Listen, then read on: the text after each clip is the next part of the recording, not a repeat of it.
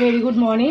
আজকে একটা পরোটা করে দেখাবো। দেখো আমার এইগুলো লাগছে, গাজর গ্রেট করা, কাঁচা লঙ্কা, কারি পাতাগুলো আমার বাড়ির শুকিয়ে রাখি, তো ওই জন্য কালো কালো লাগছে। এগুলো অন্য কিছু না, শুকিয়ে ফ্রিজে রাখা থাকে। এটা কি হচ্ছে, মিন্ট লিফ, পেঁয়াজ কুচি, একটা ডিম, একটা বড় আলুটা এতটাই গরম যে আমি গ্রেটটা করতে পারছি না, করছি আস্তে আস্তে করছি। তো কীভাবে বানাচ্ছি একটু দেখো তোমরা। তো সবগুলোকে আমি একটা পাত্রের মধ্যে দেবো। মিট লিপটা এখন দেবেই, ভালো ভালো লাগে খেতে, টেস্ট একটা অন্যরকম।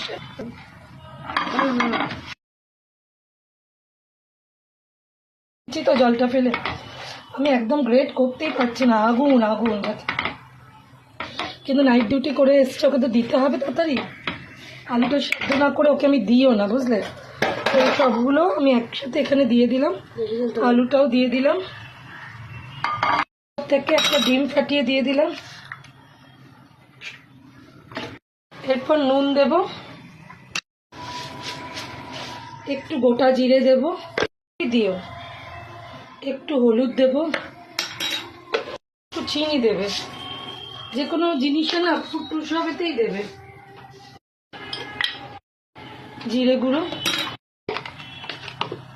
একটু অল্প ধনে গুঁড়ো, আর একটু স্পাইসের জন্যে আর একটু লঙ্কার গুঁড়ো, বাইন্ডিংয়ের জন্য একটু ছাতু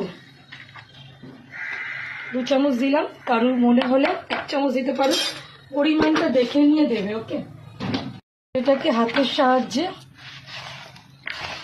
ভালো করে মাখবো। একটা ডিম দিয়ে দেখো কেমন 3-4টে পরোটা হবে। কারি পাতা থাকলে অবশ্যই দেবে গো, কারি পাতা শরীরের জন্য ভীষণ। আমার বাড়িতে কারি পাতা আমি শুকিয়ে শুকিয়ে রেখে দিই আমার বারান্দায়, এখনও আমি তোমাদের দেখাতে পারি। কারি পাতা শুকাচ্ছে, দেখো এটাকে খুব সুন্দর হাতের সাহায্যে আমি মেখে দিলাম। 2 মিনিট থাক, আমি এবার ময়দাটা রেডি করছি। এটা কেউ নোংরা ভেবো না, এখানটা আমি 365 দিন মানে রূপোর মতন পরিষ্কার করি, যেহেতু গায়ের রংটা মেঝেটার কালো, তাই জন্যে এখানে আমি সমস্ত আটার কাজ করি বন্ধুরা। তো এখানে প্রথমে না আটা দিয়ে একটা এরকম বেলে নেবে, বেলে আরেকটা এখানে বেলে রেখেছি, দেখো এখানে একটা রেডি করে রেখেছি। এবং একটা পুর নেবো, আমাদের 4টে হবে, তো 1, 2, 3, 4টে এরকম একটা বাবার জন্য পুর নেবো, একটু বেশি নিয়েছি,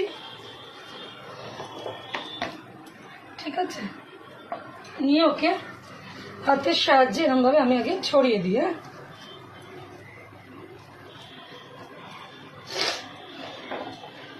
সাহায্যে আমি এরকম করে স্প্রেড করে দিলাম, বুঝলে, পুরোটা। ওকে, ওপর দিয়ে এটা দেব, আরেকটা দিয়ে এর ভেতরে কেউ ইচ্ছা করলে চিজ দিতে পারো, কিন্তু আমি ওর বাবাকে চিজ দেবো না, বিকজ কারণ আছে যে বাচ্চাদের দিয়ে আলাদা, ওর বাবাকে চিজ খাওয়ার দরকার নেই। দিয়ে এটা হাতের সাহায্যে স্প্রেড করে করে দিলাম। হ্যাঁ, এবার একটু ভালো শেপ দেওয়ার জন্য কালকের মতন করে দিতে পারো, যেরকমভাবে আমি কালকে তোমাদের দেখিয়ে দিয়েছিলাম একটা পরোটা। দরকার পড়ে আমি আরেকবারও দেখিয়ে দিচ্ছি।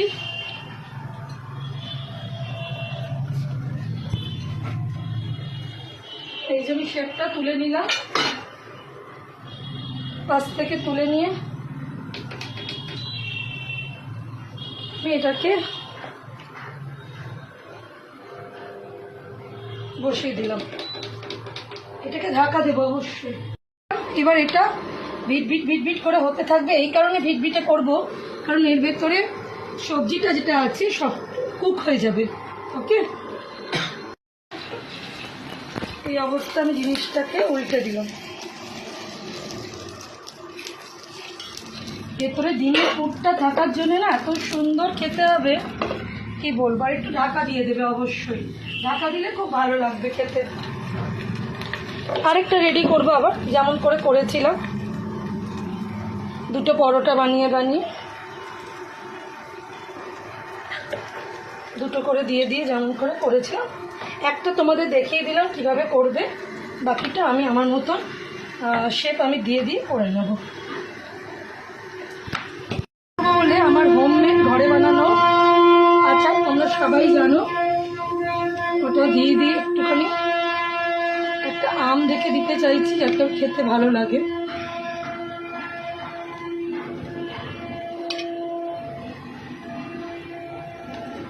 এটা আমার হোমমেড আচার, টক আচার।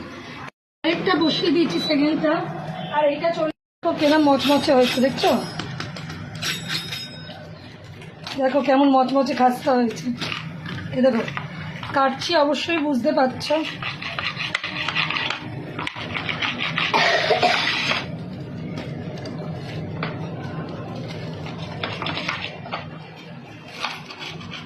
দেখো কেমন খাস্তা হয়েছে, জাস্ট লাইক মোগলাই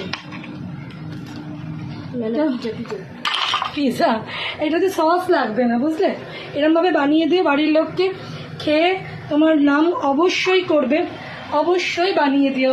কেমন লাগলো আজকে আমার টিফিন রেসিপিটা?